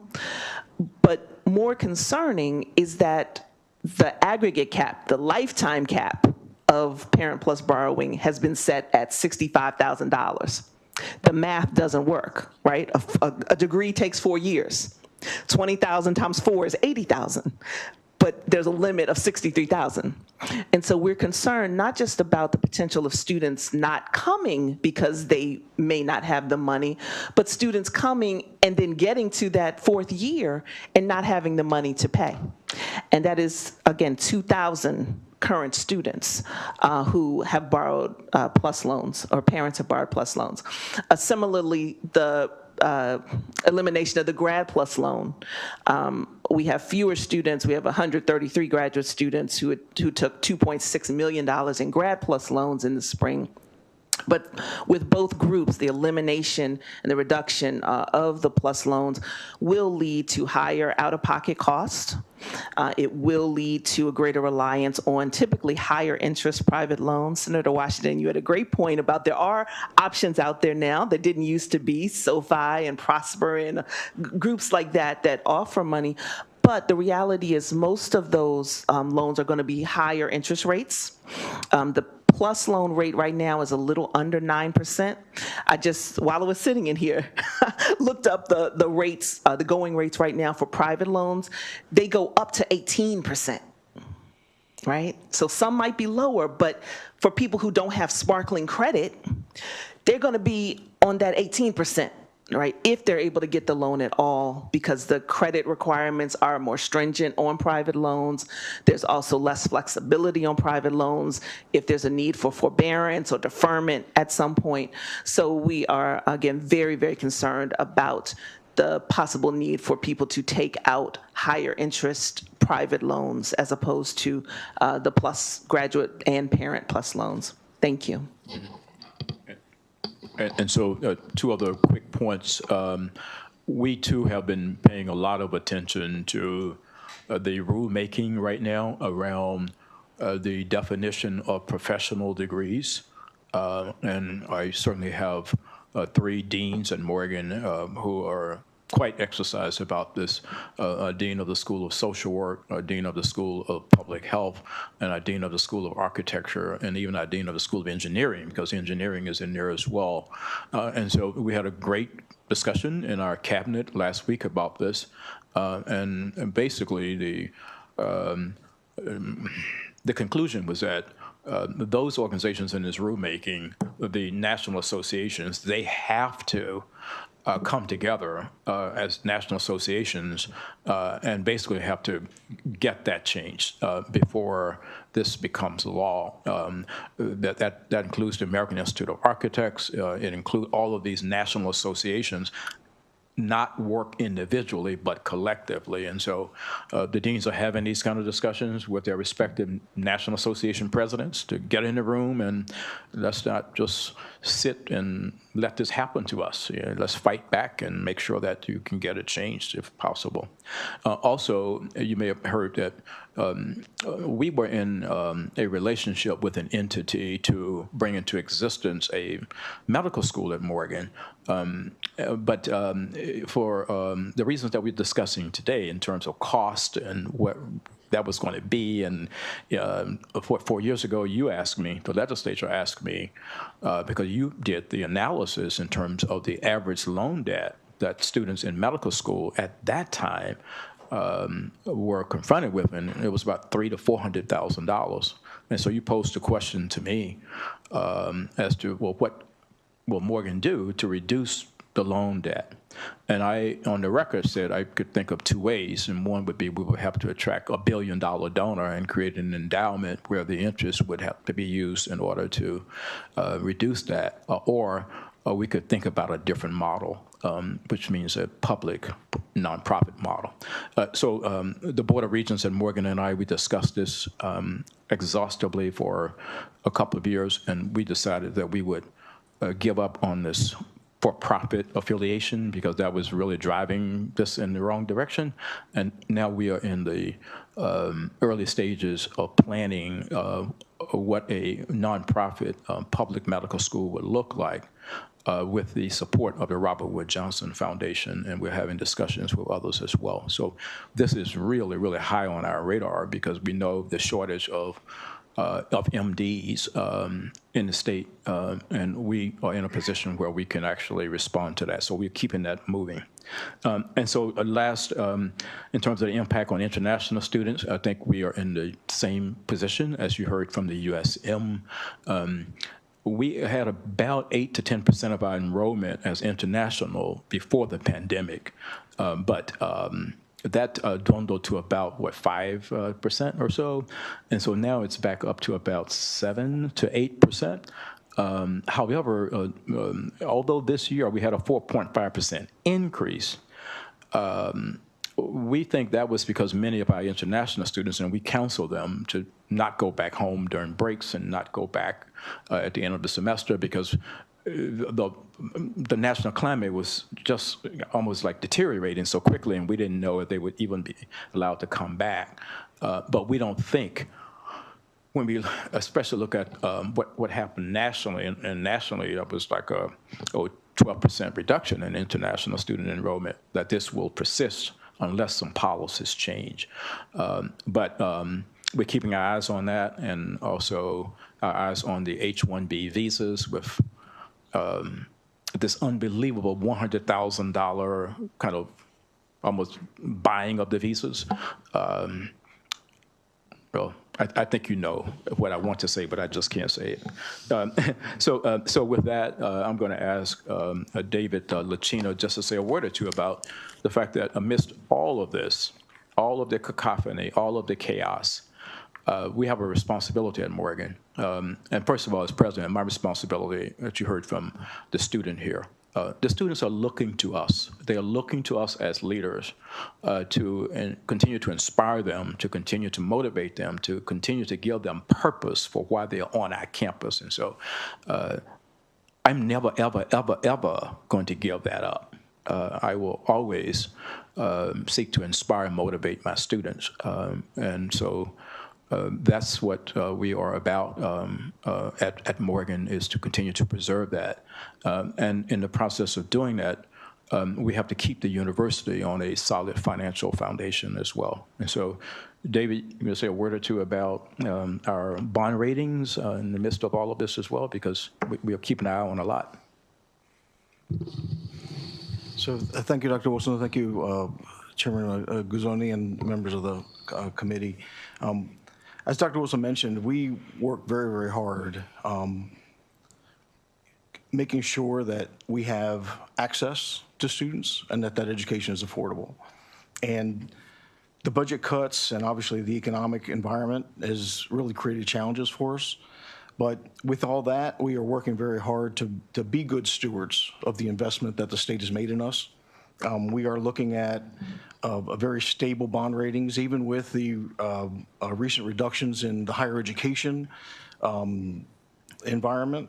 We are hopeful, and we're hopeful that we're going to have here in the next couple of days a release of a bond rating with S&P that we expect will affirm our rating and stable environment. So we appreciate, certainly the investment that the state makes in us, that this committee and how you've been supportive of us in higher education, and particularly Morgan State. And we hope that we are returning that investment back to the state. And so I hope we can prove that through how we work and the programs that we provide. So thank you again for your support. And I'll pass it back to Dr. Wilson. And speaking of return to the state, we did release an economic impact study about 3 months ago, which indicated that with the $200 million state appropriation that is coming to Morgan, that we are returning almost, $7 for every $1 that the state is investing in us, for an annual economic impact of $1.5 billion. And so, Mr. Chair, members of the committee, that's sort of the way that we are looking through this lens at Morgan State University. Be more than happy to address any questions you have. Thank you, Mr. President, your team. Questions? Yes. Just a quick comment, because this great university is in my my district. Also, I just want you to speak that you are a traditionally HBCU, but you also have the broader mission, the additional mission of being distinctly an urban university. That's part of it as well. And I also appreciated the understanding that we all have to work together as institutions. And, there have been times when we are in competition with each other, and not just in program duplication, but in funding, et cetera. So our deans across the system doing similarly what's happening nationally? Are the deans of the different colleges and universities, are your deans speaking with the deans at St. Mary's and the deans at Salisbury and the deans of Frostburg, and is that happening? My answer would be yes, it is. Great. I know that we get feedback when we have cabinet meetings from the deans indicating that they are in conversation with their counterparts throughout the state as well as throughout the nation. And we have several of our deans who occupy national positions in these national associations as well. So that is indeed happening. And so in terms of just recommendations for us, it would be good to hear from the system, from the deans collectively, about the collective impacts. I think I'm repeating myself over and over. We have a model, we've got our certain institutions that advocate, and we have investment pockets, but the problem is across the system, and the solution, we as legislators represent all of these institutions. And so whatever solutions we come up with in the upcoming session has to be a solution for all colleges and universities in Maryland, not simply the ones presenting here or the ones that have federal or national contracts or the ones that have, alumni, well-placed. And so I'm really excited to hear that the deans collectively are working and that you've taken the initiative of being proactive and anticipating the types of cuts that are coming down the road. And then finally, your focus on undergraduates, which you've heard me all morning or afternoon talk about that. And I think I really appreciate that. And I hope that the other universities are looking at that, because that is a very successful model, I think, and I appreciate it. But please, let's be the leaders to bring people together as a system, as a state. You're all excellent, and you come and tell us how you are individually. I'm very interested in hearing as clearly as a system where all parts are represented, and we're coming up with a solution that addresses everyone's. I will circle back with the deans to make sure they're doing that across all of, not only public higher ed, but private Yes. higher ed in the state as well. Yeah. I do know that at the vice presidential level, that is happening informally, but I would check this with the dean. Be great And to then hear from them. finally, to your point about Morgan being designated by the state in 2017 as, quote, Maryland's preeminent public urban research university. We do take that quite seriously, which is why we get the partnership with the state on these very particular research centers, looking at issues of impacting the urban centers in the state. We are the only comprehensive public research university in Maryland's largest city, Baltimore. We can't move out of the city. We experience all of the beauty of our city, all of the opportunity of our city, all of the possibility of our city, and that's why we are hell-bent on ensuring that Morgan must emerge long-term to Baltimore City, what Georgia State is to Atlanta, what Temple University is to Philadelphia, and what the University of Wisconsin-Milwaukee is to Milwaukee, and what Wayne State is to Detroit. That's what Morgan must be in order for our largest city to be innovative and to lead the nation in competitiveness. Okay. Thank you. Senator? Thank you, Mr. Chair. And Dr. Wilson, you've always struck me as being very creative. We've had conversations in the past. You know that University of Maryland Eastern Shore, Salisbury University, and Warwick Community College are in my district. So those partnerships that Senator Washington talks about are really important. Very briefly, my two questions are, you caught my attention when you talked about your private sector partnerships and support, that you were out in front, and that which has now put you in a stronger position, had that not been the case. And two, following up on Senator Washington's point, you said you are bringing undergraduates along when it comes to innovation. Can you just give me a couple of examples? Thank you. Mm-hmm. Yes. And so we have several national centers on the campus. And so one is the National Center for Equitable AI Machine Learning, and another is a National Center on Microelectronics and Education. And so every other week, I have a senior cabinet meeting with just my vice presidents, and then every other week is a larger one with anyone on campus, quite frankly. So that can grow to about 80 or 90 people. And so over the last, 2 months, we have been basically, as a senior team, visiting all of these labs to see what is really going on there, because I need everyone to be aware of that, because they could be here on the panel responding to your question. And so undergraduates in these laboratories are publishing research papers in top-tier journals, and they are the first author. And we have, and we heard from these students where they had so many choices, but they did their research and they discovered that, like the person who is our center director for the National Center for Microelectronics is the former full professor, associate dean of engineering from Cornell, and the other person who is director of the Center for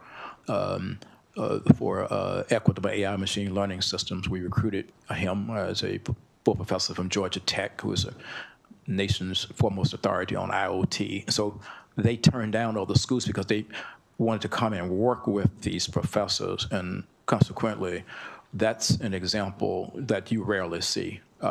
An undergraduate as a first author in a top-tier journal in the U.S.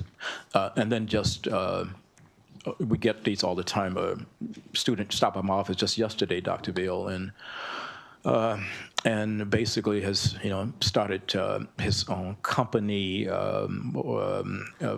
getting a lot of startups from students who are getting their own patents. And I say to them, I won't go on the record in terms of the two institutions, but I say to them every month, these are the two institutions in the nation where I want you to go onto their website, and I really want you to understand the intersectionality of all of the disciplines. And I don't want to go into the dining hall and see a table of students over here, and as I ask you what your major is, I don't want all of you to be in the same major, because these two institutions, they approach this with a high degree of intentionality, where you get the engineer and the historian and the business person and all that. You get them together in these environments, and then all of a sudden, by junior year, they are the next Bill Gates. They are the next Jeff Bezos, right? They get these ideas of companies in their mind. And so that's the kind of ecosystem and that's the kind of culture that we are building at the university. Very good. Well, thank you very much. No further questions. Mr. President, your team, we appreciate you very much, all the great stuff you're doing. Thank you, Senator. Thank you, committee. Appreciate your support as always. Thank you. Dr. Phillips.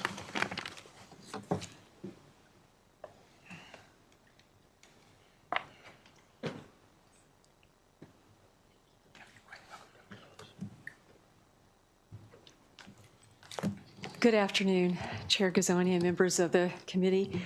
I'm delighted to be here with you to share some of the experiences, and thank you for this opportunity. I'm joined today by Paula Collins, our Vice Chair of the Board of Trustees, and Brandon Engel, our Director of Government Affairs. So part of why I came to Maryland to be president of St. Mary's College of Maryland 5 months ago is that I've seen the great work that's been done to lift the state up in higher education, and I appreciate that, and also the particular commitment to public honors level liberal arts education and your support of St. Mary's College. We are an undergraduate institution. We're predominantly residential.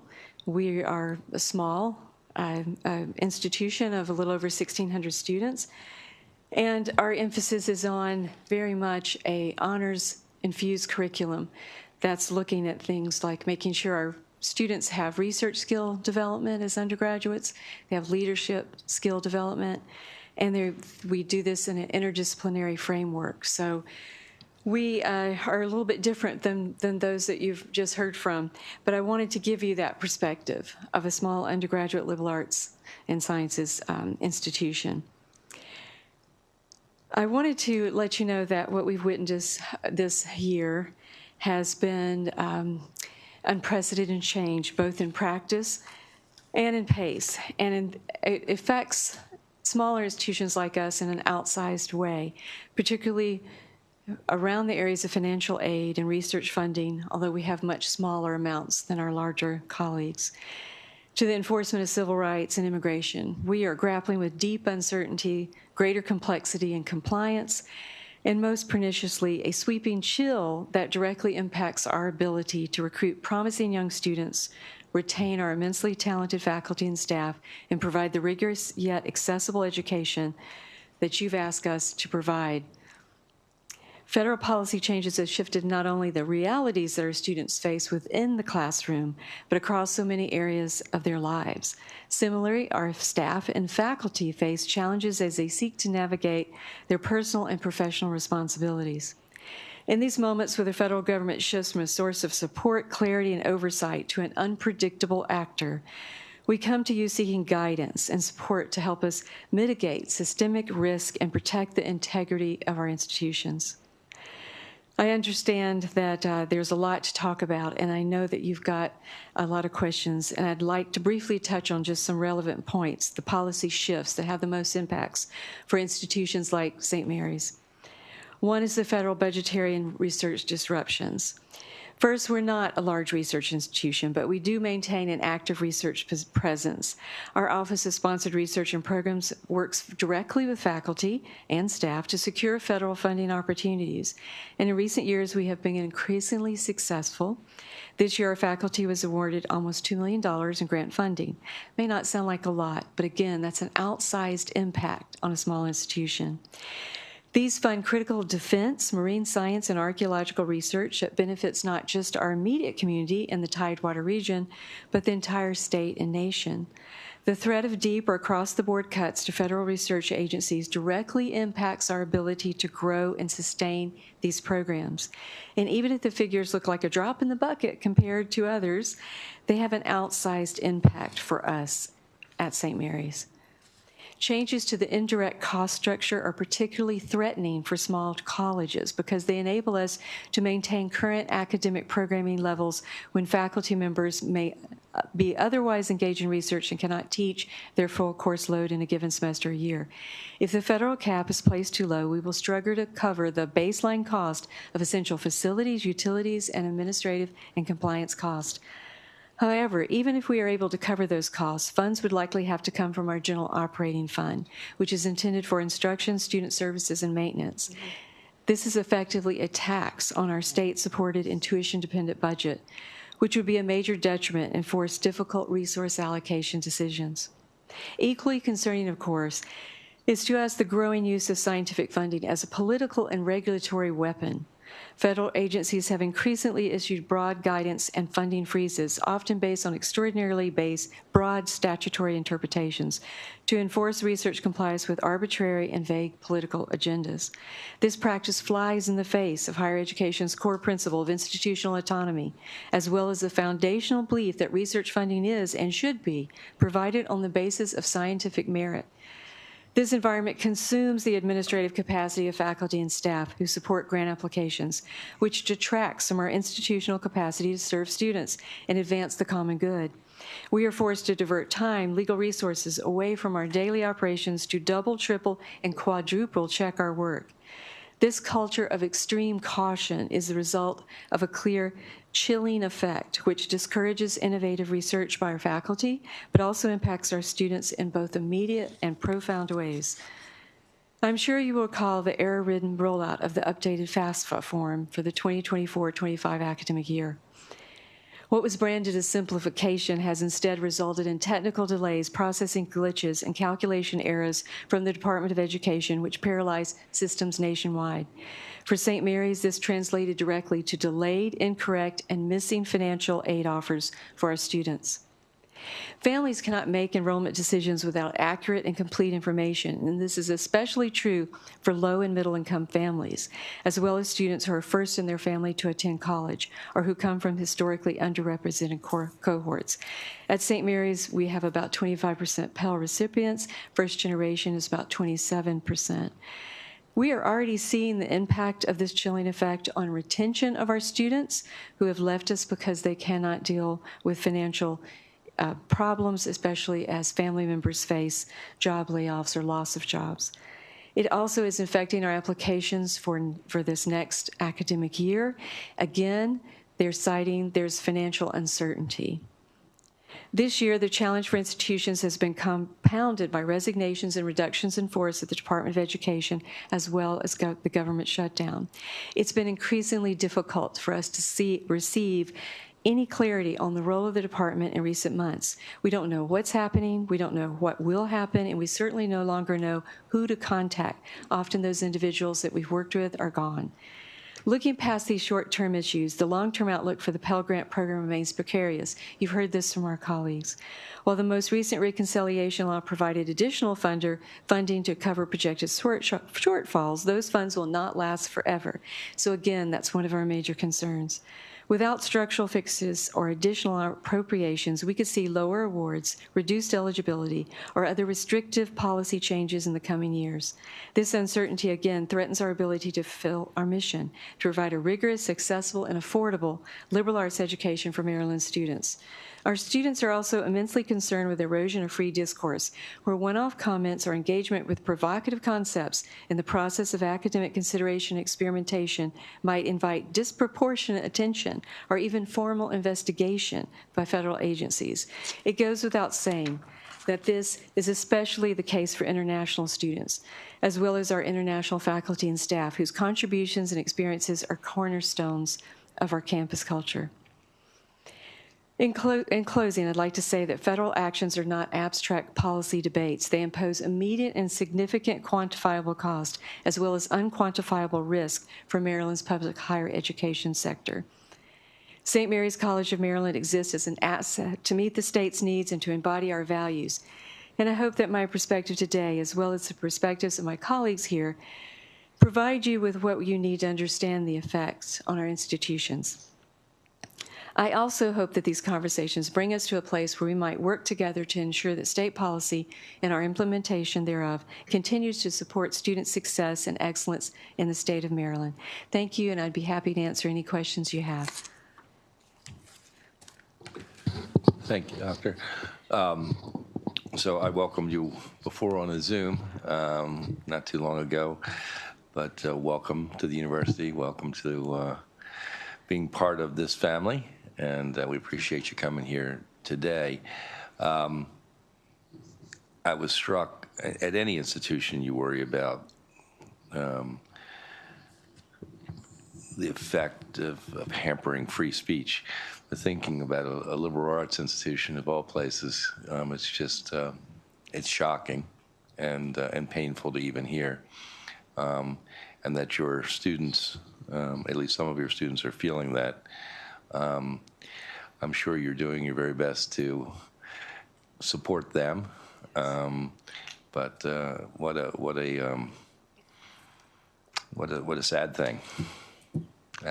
Yeah, it's an unprecedented time, to be sure. Yeah. Yes. Any questions from senators? Thank you so much. Thank you. And thanks to everyone who came today and participated or just came to listen and be supportive. We know you've got a big job. We know we have a big job. As I say many times, we're not. We couldn't do your job, but we know what our job is, and so we'll do our very best to accommodate your needs and ability to do your job. So thank you all very much. Thank you very much.